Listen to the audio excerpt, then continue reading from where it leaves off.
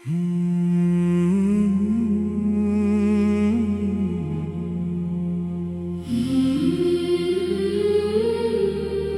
చరిత్రను ఆదాము హవ్వదిగానే చూస్తున్నామా? ఇది మన చరిత్రే.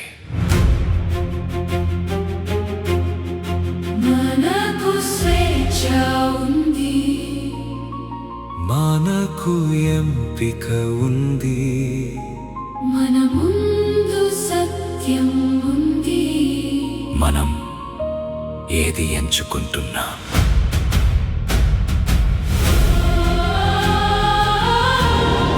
స్వేచ్ఛ శాపం కాదు, అది ఒక వరం. అయితే దానిని ఎలా ఉపయోగిస్తామో అదే మన భవిష్యత్తును నిర్ణయిస్తుంది. స్వేచ్ఛలోనే జీవం ఉంది, సత్యంలోనే మార్గం ఉంది.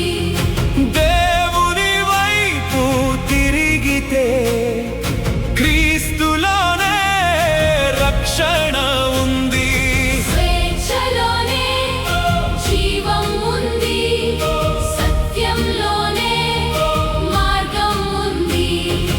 దేవుని వైపు తిరిగితే క్రీస్తులోనే రక్షణ ఉంది. ఆదాము పడిపోయాడు, దేవుని యోచన ఆగలేదు. స్వేచ్ఛ మనల్ని